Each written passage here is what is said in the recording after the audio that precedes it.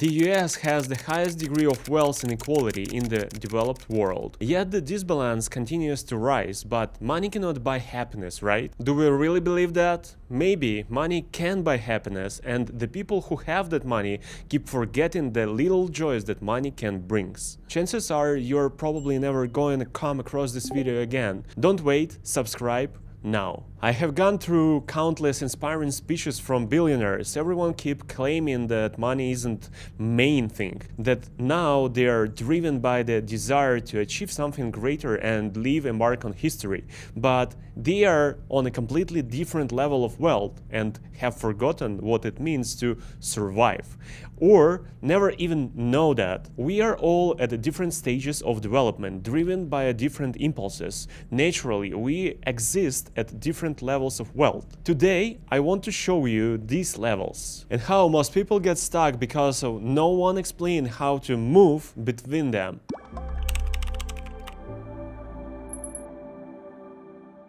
A well-known 2015 US study by a Nobel laureate of economics found that the correlation between emotional well-being and annual income tops out at $75,000. Simply, it claimed that even if you earn higher annual income, it wouldn't make you any much happier. However, we miss the math behind it. The secret is that $75,000 in 2015 was more than a double US median annual income in 2009. Adjusted to inflation, the median annual income now is only around $80,000 in 2023. This inflation drives the market and indicates our buying power. I have gone into more detailed in a previous video. Basically, this index of happiness increases with the annual income. In a way, we can say that money does drive happiness. See, wealth is different as net worth or what family owns, but wealth doesn't not a factor what a family owes: mortgage, debt, credit card debt. There are 7 levels of wealth: survival, stability,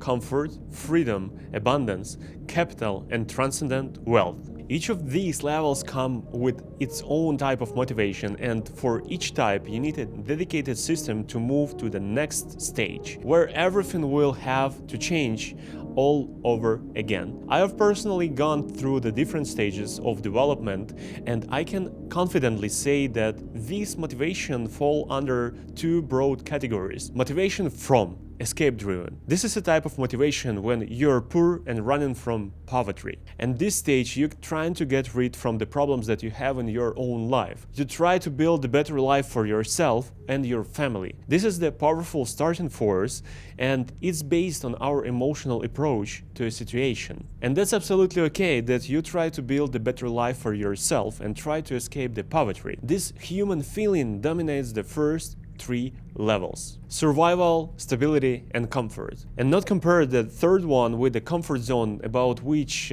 everyone is trying to talk. It's a totally different thing, because we are talking about the levels of wealth, and you can have a comfort zone on each of those levels. And motivation 2 is the second type of motivation that comes from aspiration. Once the external threats like poverty, hunger, and anxiety are removed, that escape motivation becomes weak. To transform to the next stage, we must shift to the toward mentality. This toward mentality is essential from the level 4 onward: freedom, abundance, capital, and transcendent wealth. I want to let you all in on a trick.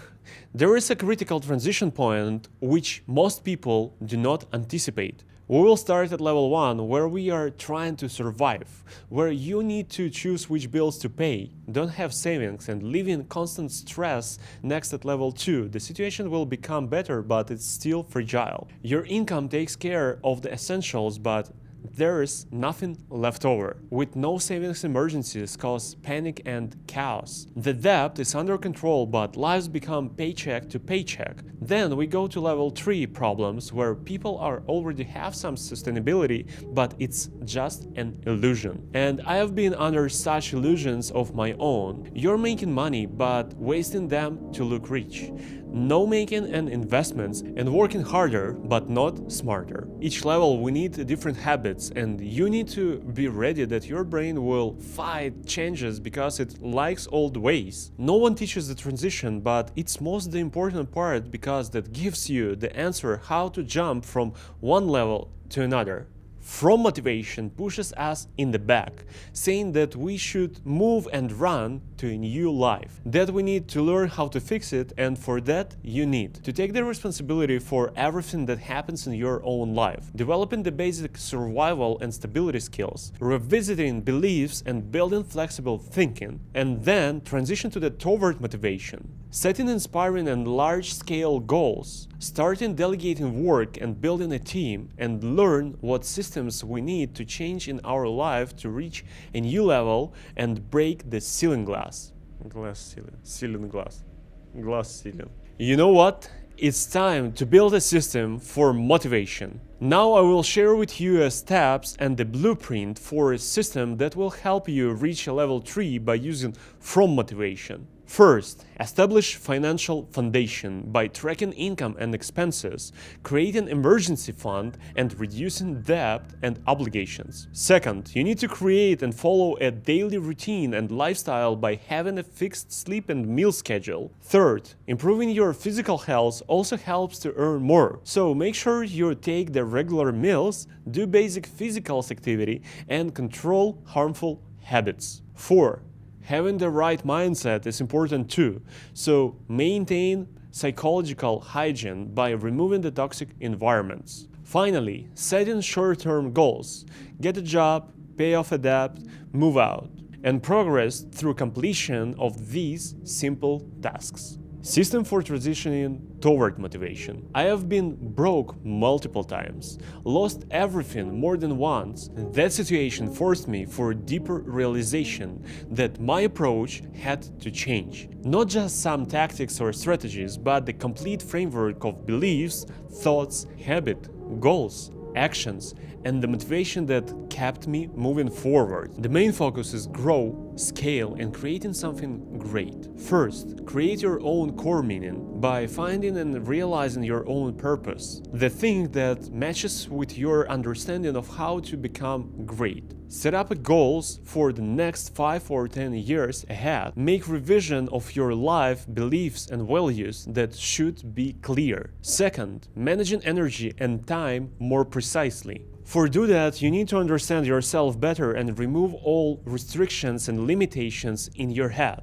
And of course, you need to start relying on inspiration and productivity cycles and learn how to integrate rest and recovery as a part of your growth strategy. That's the point where I was failing for a long time before setting up a special time for myself to recharge. The next big thing is focus and people. You can't do it alone. You need to find the right people, partners, and the great team is your key to success. Number 4, strong environment. All of us need some support, and supportive surroundings is one of the most important things that you need. Get rid of the people who are saying that you can't achieve something.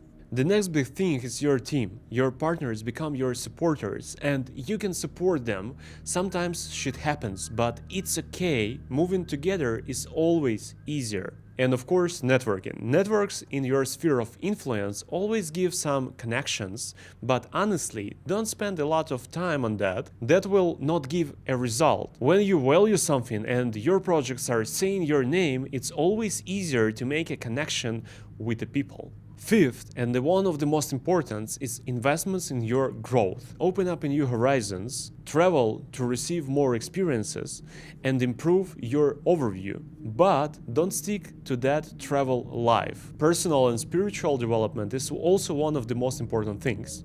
My favorite practice? Journaling and simple meditation to clear my mind. And never forget to get new experiences to make you more creative, but not drugs. They'll just destroy you.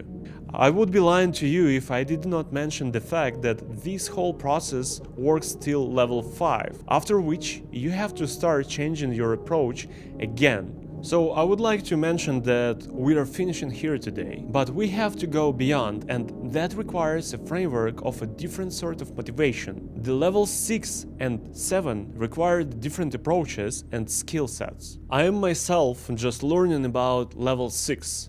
Frankly speaking, I am still not confident enough to tell you about it. But not to worry, as I will be here by your side to guide you to the next transition. I have been shared a fundamental understanding of how to build a system on the different levels that I have achieved and the core elements on that system. Leave the comment below and I will break them down in the future videos as well. So subscribe and stay tuned for updates.